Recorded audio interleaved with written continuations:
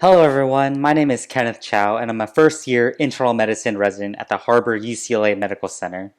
Today I'm going to be talking about a very fascinating patient. It's a rare case of a young female with multiple pyogenic liver abscesses that grew Fusobacterium necrophorum. Now, Fusobacterium is a very rare cause of pyogenic liver abscess. Only a small number of case reports have been documented in the literature thus far. The liver is the most common site of abscess formation in the entire abdomen, and this is likely due to the dual blood supply from both the portal and systemic circulation. These abscesses are usually polymicrobial and typically involve enteric anaerobes such as E. coli, Enterococcus, and Klebsiella. It's very rare for a pyogenic liver abscess to grow just a single organism. Fusobacterium is an anaerobic gram-negative bacterium. It's unique in that it's associated with a number of clinically distinct infections in a variety of organ systems. It's most commonly known for its association with Lemire syndrome, which is thrombophlebitis of the internal jugular vein. So in our case, a 31-year-old female with no past medical history presented to our ED with 1 week of persistent fevers and pleuritic right-sided lower chest pain. She had initially seen her PCP 1 week ago for headache and ear pain and was prescribed amoxicillin for presumed otitis media.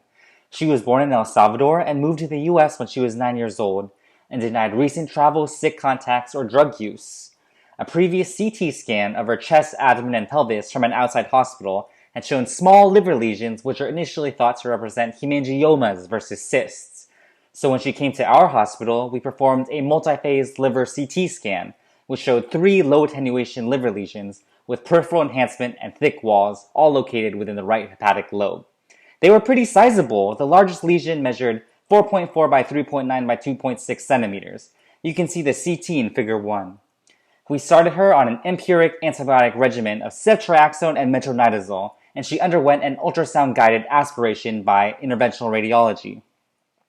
They drained 7 milliliters of grossly purulent fluid and placed an 8 French drain which collected an additional 50 milliliters. The initial gram stain grew some neutrophils and the culture eventually grew Fusobacterium. We kept her on the same antibiotic regimen and her fever slowly improved over a course of about 4 days. As she approached discharge, we performed a right upper quadrant ultrasound to establish a baseline so that we could radiographically track resolution of the abscess without exposing the patient, a young female, to excess radiation. The ultrasound can be seen in figure 2 with 2 hyperechoic foci seen. We also performed an ultrasound of her internal jugular vein to rule out Lemire syndrome, which turned out to be unremarkable. After 4 days, we discharged the patient on a 6-week antibiotic regimen of levofloxacin and metronidazole. We ordered a repeat ultrasound scheduled in 6 weeks with a plan to continue antibiotics until radiographic resolution. We also referred the patient for an outpatient colonoscopy.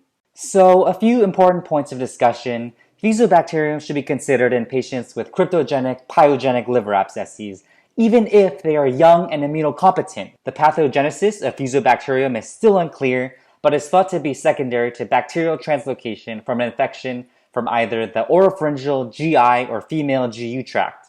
Thus, a thorough H&P should be performed with particular attention to those organ systems. Treatment consists of radiographically guided drainage of the abscess, usually by IR, as well as long-term antibiotics. In the literature, metronidazole was the most common antibiotic used, but it was typically combined with another antibiotic with gram-negative coverage. The duration of antibiotic treatment usually ranged from 4 to 6 weeks and was guided by radiographic resolution. Ultrasound should be considered over CT in young women to minimize radiation exposure. And a few take-home points. These pyogenic liver abscesses can present very subtly with nonspecific findings such as fever and abdominal pain. The white count and LFTs can both be low or normal. And when the abscess is discovered, you always have to ask, what is the source of infection? Where did these bacteria come from and how did it get in the liver? In the case of liver abscesses, be sure to investigate the oropharyngeal, GI, and GU tract. Consider a dental evaluation and colonoscopy to rule out colonic malignancy or diverticulitis, both of which are associated with pyogenic liver abscesses.